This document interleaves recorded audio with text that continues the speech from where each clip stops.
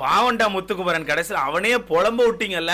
நேற்று நைட்டு பாம்போல உட்காந்து தீபக் உட்காந்து புலம்பிட்டு இருக்கான். பட் இந்த இடத்துல தீபக்கை பத்தி நான் ஒன்று சொல்லி ஆகணும். அந்த மனுஷன் பரவாயில்ல ப்ரோ. முத்துக்குமரன்னா எந்த ஒரு இடத்துலையும் பெருசா அவனை அடிக்க மாட்டேக்காரு. அவன் பண்ணது தப்பா இருந்தா அவன்கிட்ட போய் டேரக்டா நீ பண்ண தப்புடா இப்படின்னு பண்ணிருக்கூடான்னு சொல்லிட்டு பயங்கரமா அட்வைஸும் கொடுக்குறாரு. அந்த வகையில் எனக்கு தீபக் மேல இருக்க ரெஸ்பெக்ட் வந்து கொஞ்சம் உயர்ந்துட்டு தான் போகுது. இப்போ நேற்றுக்கான எபிசோட பொறுத்தவரைக்கும் நீங்க பார்த்துருப்பீங்க. முத்துக்குமரன் கடைச்சு போயிட்டான்னு சொல்லிட்டு வச்சு செய்யின்னு செஞ்சிருப்பாங்க. இந்த இடத்துல எனக்கு ஒன்னே ஒன்று தான். ஏண்டா நீங்க யாருமே இந்த டாஸ்க் ஏதாவது டிஃபரெண்டா பண்ணீங்களா? இல்லவே இல்ல. நார்மலா 2 நாட்கள் என்ன பண்ணீங்க? ஏறுறீங்க, உட்காருறீங்க, சைக்கிள் எடுத்துறீங்க, அவ்வளவுதான் பண்ணீங்க. ஆனா இவன் அப்பதான் அங்க இருந்து இங்க வந்தோன்னு என்ன பண்ணா, சரி கொஞ்சம் டிஃபரெண்டா பண்ணலாமே. எல்லாரும் 2 கையில போட்டு சும்மா அழுத்திட்டு இருக்காங்க. நம்ம பேசாம ஒரு கையில அழுத்தலாம், இல்ல ஒரு கை கூட வேணாம், வேகமா அழுத்திட்டு விட்டு சும்மா வீல சுத்த வைக்கலாம்னு சொல்லிட்டு ஏதோ ஒண்ணு ஃபன்னா பண்ணணும்னு பண்ணா. ஆனா அந்த ஃபன்னா பண்ண கண்டென்ட் என்னாச்சு? கடைசியில பிக் பாஸ் மேல இருந்து பார்த்து அவனை மாட்டி விடுறாங்க பேர்ல வேணும்னு சொல்லி கோத்து விட்டு ஒரு பஞ்சாயத்தை உண்டு பண்ணிட்டான். சரி ஓகே, அது பஞ்சாயத்து ஆயிட்டு அவன் மாட்டிக்கிட்டா, நீங்க வச்சு சரிங்க எல்லாம் ஓகேப்பா. ஆனா ஒரு சில பேர் அந்த இடத்துல ஒரு வன்மத்தை கக்குறீங்க தெரியுமா? ரொம்ப மோசமா இருக்குடா. இப்ப நேத்து நைட்டு தீபக் உட்காந்து பேசிட்டு இருக்கான். அவன் என்ன சொல்றான் தெரியுமா? நான் வேணும்னு தான் பண்ணேன்.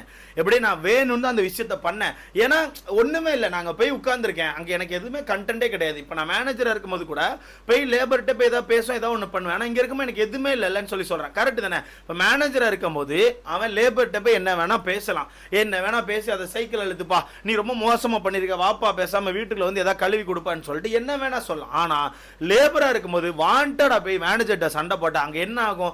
வாண்டடா சில பல பிரச்சனைகளை உருவாக்குறான்னு சொல்லிட்டு கண்டிப்பா ஒரு பிளாக் மார்க் பண்ணி கண்டிப்பா குத்தி மலத்திரணும். ஓகேவா? ஏன்னா ஆல்ரெடி இப்பவே குத்திருப்போன. எனக்கு தெரிஞ்சு டைரக்ட் நாமினேஷன் இவரு தான் கொடுக்க போறானே. நாளைக்கு தான் எனக்கு தெரிஞ்சு டைரக்ட் நாமினேஷன் கொடுப்பாங்க, இன்னைக்கு கொடுக்க மாட்டாங்க. ஸோ நாளைக்கு டைரக்ட் நாமினேஷன் எனக்கு தெரிஞ்சு டைரக்டா தூக்கி முத்துக்குமரன் கையில கொடுத்துருவாங்க. ஸோ அந்த வகையில் ஓப்பனா சொல்றேன், நான் வேணும்னு தான் பண்ணேன், வம்புலுக்கு தான் பண்ணேன். நான் வீட்டுக்குள்ள எதுவுமே இல்லை. ஸோ சும்மா இருக்குமா நான் என்ன பண்ண முடியும்? அதான் பண்ண முடியும். நான் வம்புலுக்கு தான் பண்ணேன்னு சொல்லி சொல்றான். அதுல இன்னொரு விஷயத்த சொல்றேன், நான் வம்புலுக்கிறதுக்கு சும்மா ஃபன்னா பண்ண விஷயம் கடைசியில் ஒரு பெரிய பஞ்சாயத்தை என் பக்கத்தில் திரும்பிட்டு. ஆனா இவ்வளவு பெரிய பிரச்சனை வெடிக்கும் நான் நினைக்கலன்னு சொல்றான். ஏன்னா அவன் சொன்ன நீங்க இவங்களாம் சொல்றாங்களே நீ சிரிச்சேன்னு சொன்னாங்க தெரியுமா? அதுக்கு தான் ஒரு எக்ஸ்பிளனேஷன் கொடுக்குறான். நான் உண்மையா சிரிச்சேன். நாங்க வந்து உட்கார்ந்தப்போ பிக் பாஸ் என்ன சொல்ற அந்த ரூல் புக்கை படிங்கன்னு சொல்லாம எனக்கு தெரிஞ்சு போச்சு நான் தான் சொல்லிட்டு, அதனால தான் இந்த ரூல் புக்கை படிக்கும்போது நான் சிரிச்சுக்கிட்டே இருந்தேன். அது மட்டும் இல்லாம பிக் பாஸ் மேல இருந்து பனிஷ்மெண்ட் கொடுங்கன்னு சொன்னபோது கூட நான் சிரிச்சுட்டு தான் இருந்தேன். அதுக்கான காரணம் இங்க எல்லாம் சேர்ந்து என்ன அட்டாக் பண்ண போறாங்க.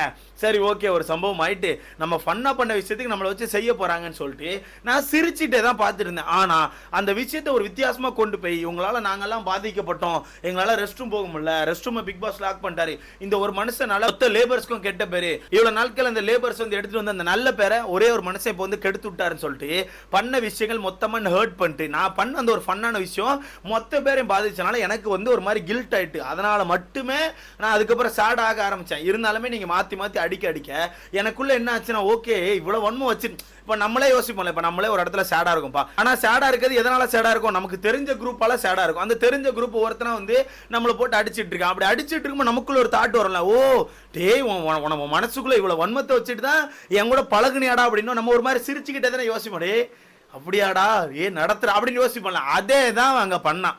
ஒவ்வொருத்தரை அட்டாக் பண்ண அவன் அதே தான் பண்ணாதாங்க சொல்றான். நான் உண்மையா லைட்டா சிரிச்சேன்.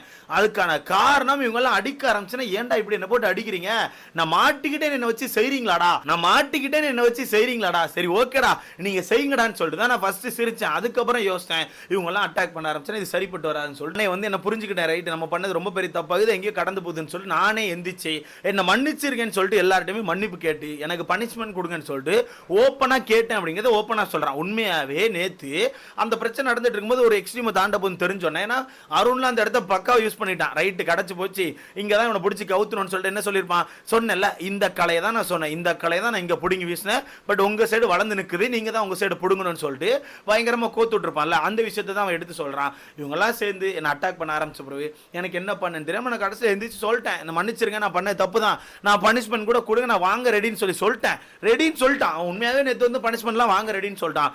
சொல்லி அவன் பேசிட்டு இருக்கும்போது அங்க இருந்து பவித்ரா அவர்கள் இருந்துச்சு தனக்கான வன்மத்தை அங்க தெரிவிக்கிறாங்க. அப்படியா நீங்க புரிஞ்சுக்கிட்டீங்களா, என்ன நீங்க பண்ண தப்புன்னு புரிஞ்சுக்கிட்டீங்களா, ஆனா நீங்க சாரி கேட்கவே இல்லை. அதாவது இங்கதான் எனக்கு ஒரு பாயிண்ட் புரியவே இல்லை. அவன் பண்ண தப்புன்னு சொல்லி அவன் ஓப்பனா எந்திரிச்சு மன்னிப்பு கேட்டு எனக்கு பனிஷ்மெண்ட் கொடுங்கன்னு சொல்லி கேட்டுட்டு இருக்கான். இதை தாண்டி இந்த சாரி அப்படிங்கிற அந்த ஒரு மேட்ரு என்ன, ஒரு 5 லெட்டர், ஆமா ஒரு 5 லெட்டர், அந்த 5 லெட்டர் வார்த்தையை சொன்னா மட்டுமே பவித்ராக்கு வந்து மன நிம்மதியா இருக்குமா அப்படிங்கறதுக்காண்டி அவங்க எடுத்து சாரி சொல்லலன்னு கேட்கறாங்க. இவன் உடனே திரும்பி எந்திரிச்சு எல்லார்ட்டையுமே சாரி கேட்கறான், கையெடுத்து கும்பிட்டு சாரி கேட்கறான். அப்ப கூட அவனுக்கு மனசாரல. அதுதான் அவங்க சொல்றான், திருப்பி நான் சாரி கேட்ட போது உங்களுக்கு பெருசா மனசாராம இதை ஒரு சாரியா ஏத்துக்க முடியலன்னு சொல்றாங்க. எனக்கு அதுதான் ஏத்துக்க முடியலன்னு சொல்றாங்க. உண்மையாவே பவித்ரா ஒரு வித்தியாசமா தனக்கான வன்மத்தை தான் தெரிவிக்க வந்தாங்க. பட் பெருசா செல்லுபடி ஆகலன்றதா பேக் அடிச்சாங்க. ரெண்டாவது நீங்க கவனிச்சிருப்பீங்க, பிக் பாஸ் மேல இருந்து அனௌன்ஸ் பண்ணிட்டாரு டாய்லெட் நீங்க யூஸ் பண்ணலாம், பட் ஏதாவது ஒரு பனிஷ்மெண்ட் மட்டும் யோசித்து கொடுங்கன்னு சொல்லியிருப்பாரு. அதான் அவங்க சொல்றான், பனிஷ்மெண்ட் யோசித்து கொடுங்கன்னு சொல்லிட்டாங்க. சொல்லி முடிச்ச பிறகு கூட தர்சிகா சடனா வந்து அவன் சைக்கிள் எடுத்துனா நான் சாப்பிட மாட்டேன், நீங்க சமைச்சா கூட நான் சாப்பிட மாட்டேன்னு சொல்லும் போது தர்சிகாக்கான அந்த ஒரு என்னை பத்தி தர்சிகா என்ன அவங்க மைண்ட்ல வச்சிருக்காங்களோ அது எனக்கு தெரிஞ்சுட்டு, ஸோ மொத்தத்தில் நேற்று நடந்த விஷயங்கள் எல்லாமே எனக்கு ஒரு லேர்னிங் மட்டும் தான் எனக்கு ஃபீல் ஆகுது.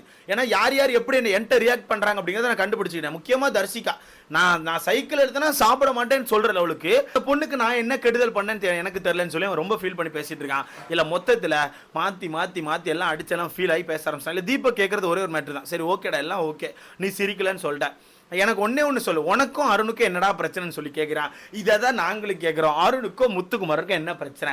ஆனால் இதுக்கு எங்கிட்ட ஆன்சர் இருக்கு. என்ன பிரச்சனைனா, அவன் கப்படிக்க போறான், அது இவருக்கு பிடிக்கல, அதனால ஏதோ ஒரு வேலை போய் அவனை பிடிக்கணும். சரி நல்ல கண்டென்ட்ல போனால் அவனை பிடிக்கவே முடியல, அவன் கரெக்டாக பேசி தப்பிச்சுட்டு போயிட்டு இருக்கான். ஸோ நெகட்டிவ் கண்டென்ட் எடுக்கலாம். ஸோ நெகட்டிவ் கண்டென்ட்ல போய் அவனை அடிக்க ஆரம்பிச்சா அவன் கண்டிப்பாக அவனுக்கான அந்த ஒரு நெகட்டிவ் ஸ்டேஜுக்கு அவன் வரமாட்டான், நம்மள மாதிரி இறங்க மாட்டான். டக்கு டக்குன்னு இவன் மாதிரிலாம் அவன் இறங்கி எங்கே இடத்துல டப்பு டப்புன்னு கத்த மாட்டேக்கான், வார்த்தை விட மாட்டேக்கான்.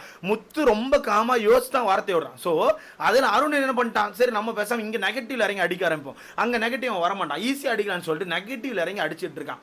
அதை தான் இப்போ ஃபேஸ் பண்ண முடியாமல் முத்துக்குமரன் தவிக்கிறான். இப்போ முத்துக்குமரன் அந்த நெகட்டிவ் இறங்கி அவனுக்கு ஏற்ற மாதிரி இவனு இறங்கி, ஓய் போயாயோ நீலாம் ஒரு ஆளா, போயாவோ சும்மா வாய் பேசிட்டு இருக்க, நீலாம் ஒரு டப்பா, நீலாம் ஒரு ஆளு புண்ணாக்கு அப்படின்ற மாதிரி முத்துக்குமரன் பேச ஆரம்பிச்சா. ரெண்டு பேருக்கும் வித்தியாசம் தெரியாது. அதனால தான் முத்துக்குமரன் அந்த இடத்துக்கு இறங்க மாட்டேங்கான்.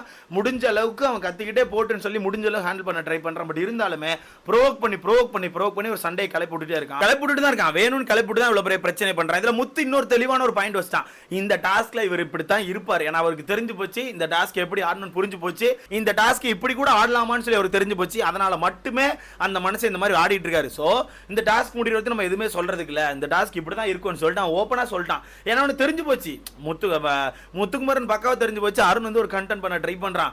அவன் கிடைக்கிற ஆட்கள்லாம் வச்சு நெகட்டிவ்ல ஷேட் ஏதாவது ஒன்று பண்ணி அவன் ஒரு கண்டென்ட் மேக் பண்ண ட்ரை பண்றான். அதுல நான் கிடைச்சிட்டேன், இல்ல எனக்கு ஒன்றும் பிரச்சனை இல்லை. பட் இருந்தாலுமே இதுக்கப்புறம் தர்ஷிகா கிட்ட பார்த்து பழகணும், அந்த பொண்ணு கிட்ட பார்த்து பேசணும். முக்கியமா அருண் கிட்ட நான் வந்து அருணுக்கான விஷயங்கள் எல்லாமே ஸ்கிப் பண்ணலான்னு இருக்கேன், அருணை கொஞ்சம் அவாய்ட் பண்ணி போறதா நல்லதுன்னு நான் நினைக்கிறேன். ஏன்னா ஓப்பனா சொல்லிட்டான், அவன் ப்ரோவோக் பண்ணி கேம் ஆடுறான். இப்போ நானும் மனுஷன் தானே, என்னை வந்து சும்மா நோண்டிக்கிட்டே தான் நான் என்ன பண்ணுவேன், கண்டிப்பா ட்ரிகர் ஆவேன், ப்ரோவோக் ஆவேன், வெடிப்பேன், அது எல்லாமே செதறதான் செய்யும். செதறும் போது இந்த மாதிரி நிறைய விஷயங்கள் நடக்குது. ஸோ அதை பிடிச்சி வச்சு அவன் அடி நடிச்சு அதே ஒரு கண்டென்ட்டை மாத்திட்டு இருக்கான். ஸோ எனக்கு அந்த நெகட்டிவ் கண்டென்ட் வேண்டாம், நான் என்னால் முடிஞ்ச அளவுக்கு எனக்கான கண்டென்ட்டை க்ளீனாக கொடுத்துட்டு போயிட்டு இருக்கேன்.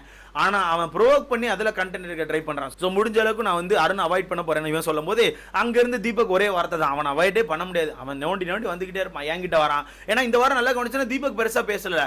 போன வாரம் ஏஞ்சல் விசஸ் டீமன் டாஸ்க்ல எப்படி பேசின மனுஷன் இன்னைக்கு எதுவுமே பண்ணல. அதுக்கான காரணம் அருண் தானே. வீக் ஸ்டார்ட் ஆன 2வது நாளே அந்த டீ காஃபி மேட்டர்ல ஒரு மேட்டர்ல லேபர் அப்படிங்கிற சம்பந்தம், அந்த லேபர் ஸ்கில்ஸ் மேட்டர்லாம் கொண்டு வந்து பேசி இந்த லேபர்னா நாங்கள் அடிமை அப்படி மாதிரி நிறைய வார்த்தைகளை விட்டுட்டான். அந்த வார்த்தைகளை விட்ட ஒரே காரணத்தால இவன் பயந்து இந்த கண்டென்ட்குள்ளே போக மாட்டேங்கிறார். அதுதான் உண்மை.